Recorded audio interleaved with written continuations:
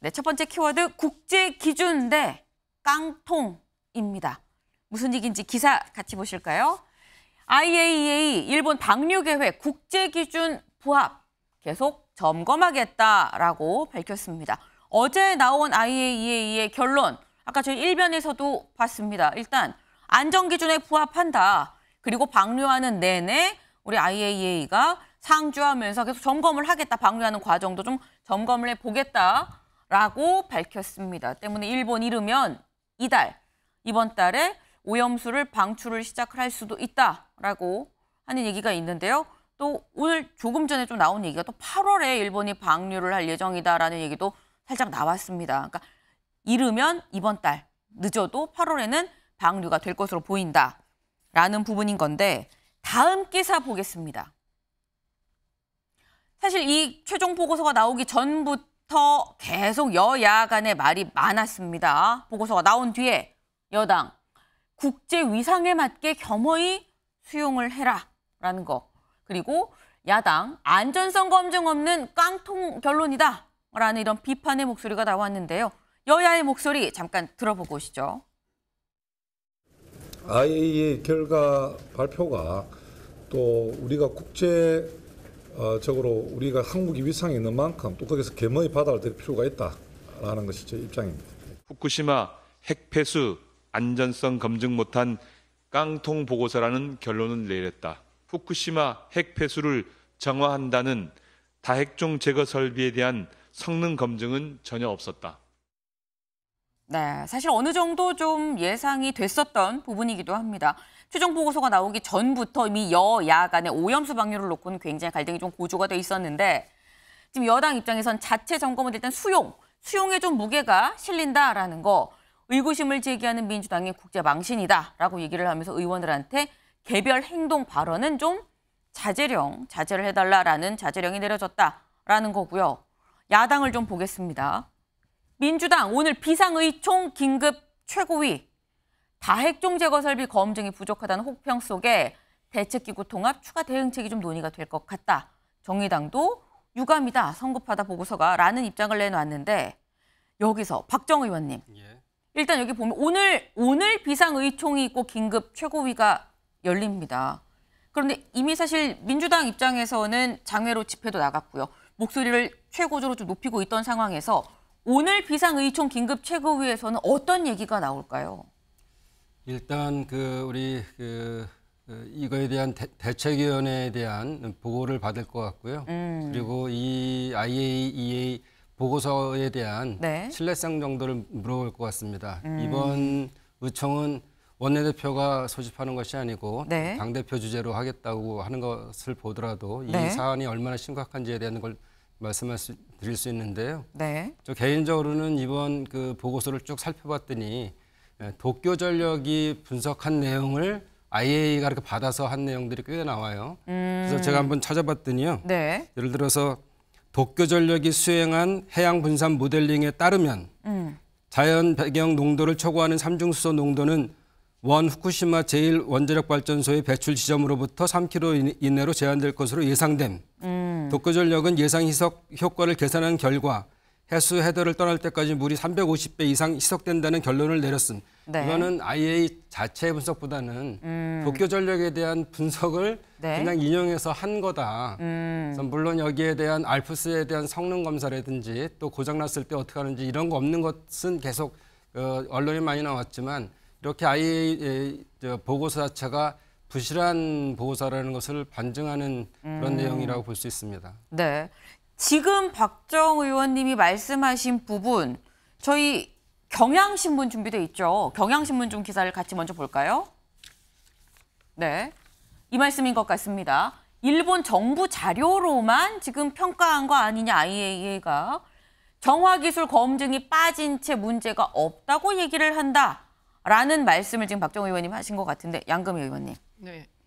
지금 알프스 성능 평가 등등 뭐 이런 얘기를 전혀 안 하고 여기 볼까요? 이 오염수 방류 적정성에 근거가 되는 이 알프스, 다핵종 제거 설비를 알프스라고 얘기를 하죠.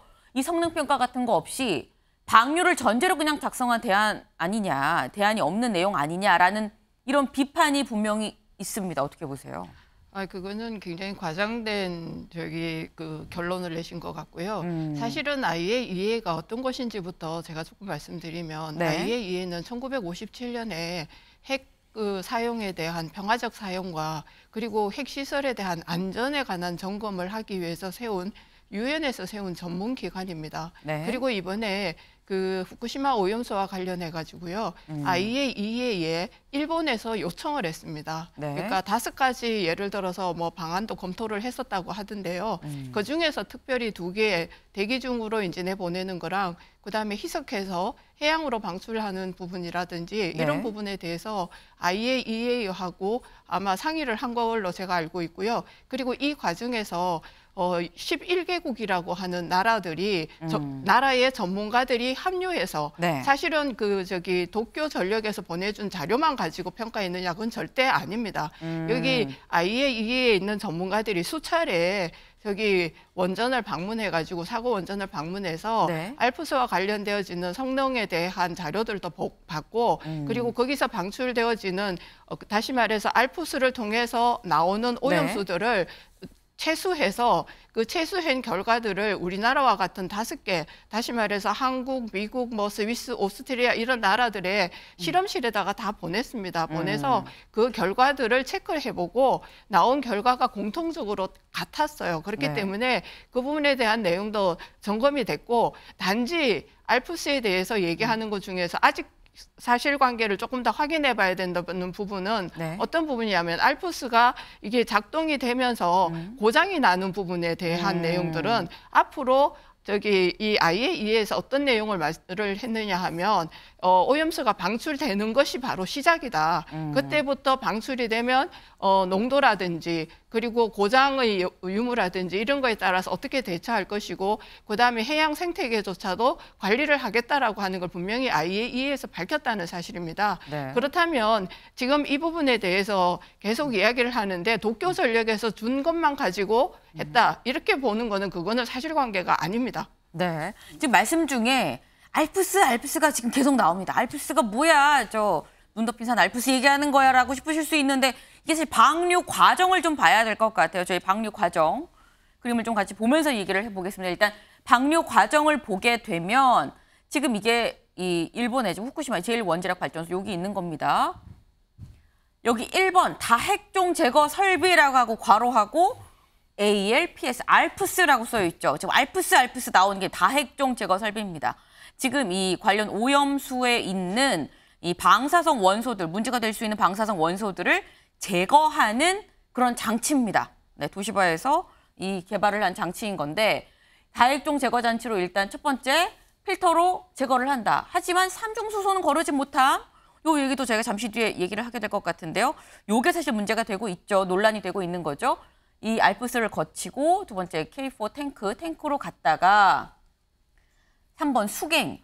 여기 쭉 와서요. 이 빨간 수로로 쭉 해서 와서 수갱에서 바닷물로 좀 희석을 하고 난 다음에 여기서 삼중수 농도를 한 번 더 확인을 하게 됩니다. 그리고 여기에서 쭉 여기는 지금 점점점이 되는데 왜 점점점이냐? 해저 터널입니다. 이 해저 터널에 바닷물을 채워서 같이 섞어서 방출을 한다라는 거. 그래서 여기 최종 방출하는 지점은 대략 이 육지에서 한 1km 정도 좀 떨어진 곳에서 지금 방출을 한다. 여기에서 다시 한번 삼중수소 농도를 확인을 한다라는 겁니다. 박정 의원님. 네. 좀 전에 양금희 우리 위원님께서 말씀하신 거에 비춰보면 네. IAEA의 2가지를 방식에 대해서 일본이 제안했다는 거 아니겠어요? 수증기 방출하고 해양 방출하고. 그 이외에도 지하층에 묻는 게 있고 또 수소 방출의 방법이 있고 네. 또 그다음에 가둬두는 이런 방법도 있습니다.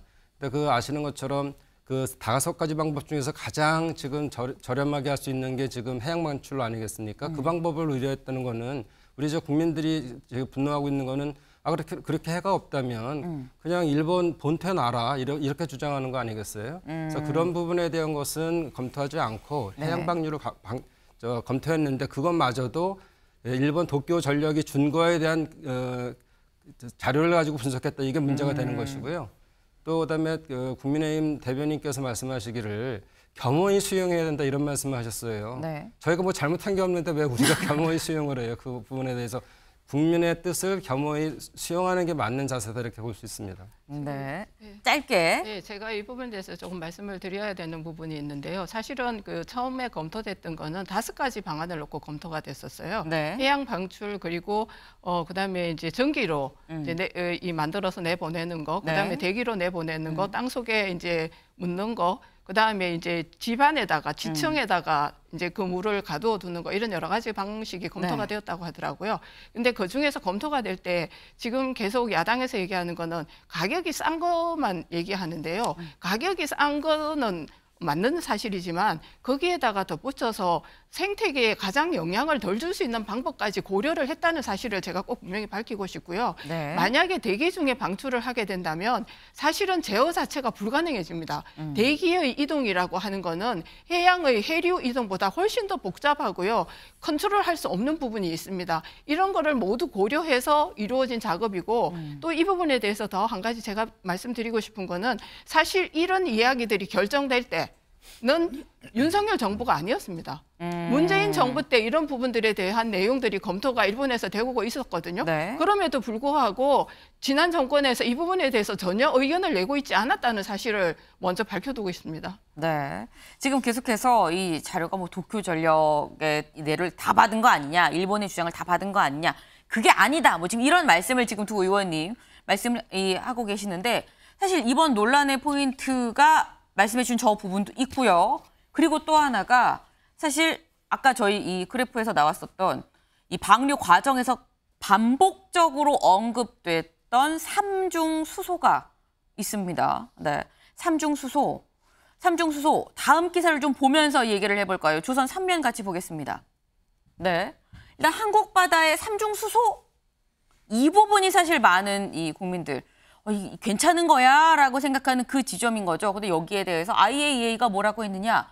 일본 방류 3km가 지나면 영향이 없다라는 입장을 내놨습니다. 서 대변인님.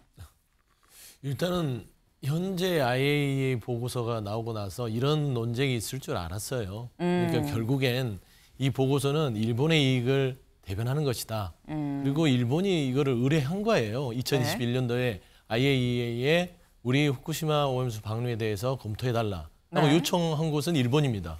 만약에 이거를 대한민국이나 국제사회에서 요청을 했으면 IAEA 보고서가 어떻게 나왔을까요? 그런 측면에서는 한 번쯤은 문제 제기를 할 수 있다라고 보는 것이고요. 네. 두 번째는 IAEA의 신뢰 부분을 얘기를 해요. 2015년도입니다. 2015년도에 IAEA 보고서를 보면 후쿠시마 사고 보고서가 있습니다. 네. 거기에 IAEA가 어떤 내용을 쓰냐면 후쿠시마 오염수 방류 부분을 공고합니다. 공고한다는 보고서를 8년 전에 써요. 네. 그리고 8년 동안 질의하게 있다가 21년도에 일본이 검토를 의뢰하니까 결국에는 뭐 이거저거 막 검토하는 것처럼 하다가 2년 만에 결국에는 답정너 방식의 보고서가 나옵니다. 미미하다. 그리고 보면 현재 보면 지금 그 방출하는 방식에 있어서 네. 이미 8년 전부터 거의 10년이 지나도록 후쿠시마 오염수를 해양으로 방류해라. 이게 그냥 정해진 거 아니겠습니까? 그러니까 아까도 이제 양 의원님께서도 얘기했지만 5가지 방법이 있을 때 네. 10년 전부터 정해진 겁니다. 바다로 방류해라. 근데 태평양 인근이나 대한민국에서도 얘기하는 거 그리고 중국도 얘기하는 건 그렇게 깨끗하고 괜찮으면 일본 본토에 놔둬라. 그러면 환경에 미미하고 생태계 미치는 영향도 본인들이 책임지는 거 아니냐. 네. 이게 가장 합리적이잖아요. 그리고 국민의 85%가 불안해하는 대한민국 국민들의 불안 요인을 지적할 수 있습니다. 라는 점에서는 좀 IAEA 보고서를 맹신하는 것은 굉장히 위험하다라고 말씀드리고 네. 마지막으로 한 가지만 더 말씀드리면 네. 시간이 필요합니다. IAEA 보고서에 대해서 일본의 자료로 나온 보고서보다는 이거를 검토할 수 있는 시간 3개월이든 4개월이든 5개월이든 이 시간을 네. 충분히 가질 수 있는 어떤 그런 요청을 정부가 해야 된다라는 네. 좀 말씀드리고 싶습니다. 지금 말씀은 답정너 보고서 아니겠냐. 일본이 요청해서 IAEA가 또 주문 제작을 했었다라는 취지로 말씀을 하셨어요. 그러면서 시간이 필요하다라고 얘기를 했는데 김병민 최고님. 이 보고서를 볼 시간이 필요하다라는 일본은 이달 아니면 다음 달엔 방류하겠다는 거거든요.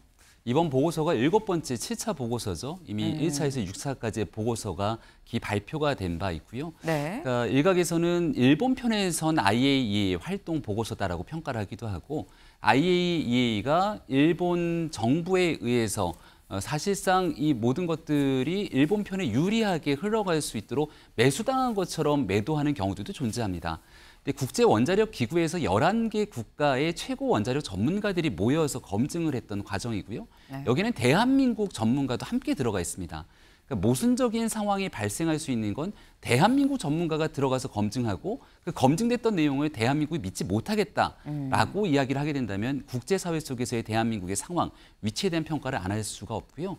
2021년 9월 달에 이 IAEA의 의장으로 무려 64년 만에 첫 대한민국, 한국인 의장이 선출이 됩니다. 그 당시에 북한의 북핵 문제를 다루는 것뿐 아니라 후쿠시마 오염수 문제에 관해서도 대한민국이 보다 적극적인 역할을 할 수 있을 것이다. 그래서 일본인의 의장이 된 것이 아니라 대한민국이 의장이 된 것에 대한 평가를 했던 적들이 아마 기사로 다 나와 있을 겁니다. 그 당시의 정부는 문재인 정부였죠.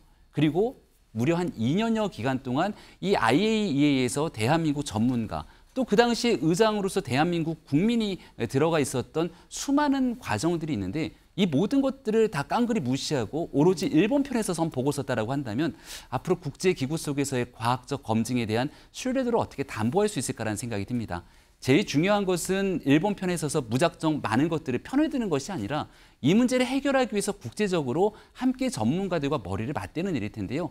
마지막 한마디 정리를 좀 하면 네. 일본 땅이 안전한 무든 될 것 아니냐라고 주장하지만 수많은 과학자들은 그렇게 묻게 됐을 경우에 결국 수증기를 증발해서 그게 다시 바다로 흘러 들어가게 될 텐데 가장 안전한 검증 과정을 거치도록 하게 됐던 내용들 좀 이런 부분들에 대한 정치적 색채를 뺀 과학적인 주장들이 이제는 필요할 때가 아닌가라고 말씀드립니다. 네, 좀 서 대변인.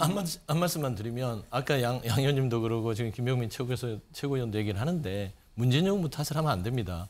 본인들이 기억하셔야죠. 문재인 정부 때 국민의힘 의원들께서 반대했어요. 후쿠시마 오염수 방류를 반대했던 분들이 이제 와서 입장을 바꾸는 거 그 자체부터 반성하셔야죠. 저는 그 말씀 드리고 제가 그 싶습니다. 부분에 대해서 한 제가 가지 말씀드리겠습니다. 네, 갑자기 불이 붙었네요. 네, 예, 예, 양 예. 의원님 짧게. 그 부분에 대해서는 반드시 이야기를 해야 될 것 같은데요. 우리 당의 의원님들께서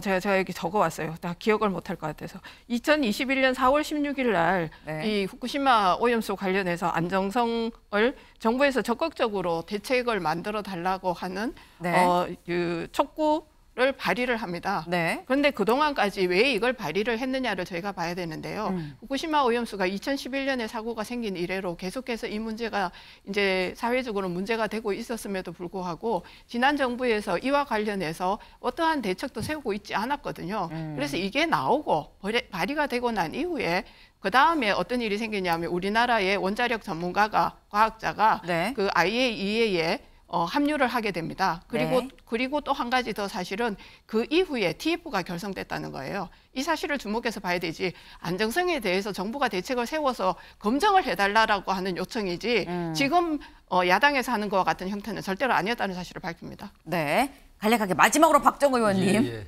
그 지금의 과학으로는 뭐 그렇게 예단할 수 있지만 네. 또 일본의 과학자들 뭐 반 히데요키라든지 후쿠야마 그 일류라는 분들은 해양 방류에 대해서 잘못됐다는 주장을 하시고요.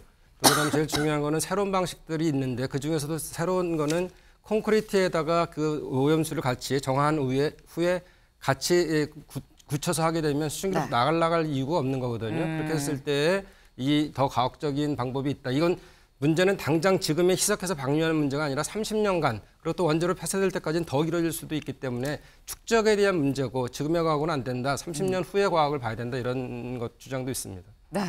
지금 저희가 오염수 방류 사실 최종 보고서가 어제 오후에 좀 늦지막하게 나왔습니다. 그러다 보니까 지금 저희 스튜디오에서도 굉장히 지금 뜨겁죠. 네, 토론이 굉장히 지금 뜨겁게 이루어지고 있는데 이 토론 아마도 오늘 여의도에서 곳곳에서 뜨겁게 계속 이어지지 않을까 하는 좀 생각이 듭니다. 네.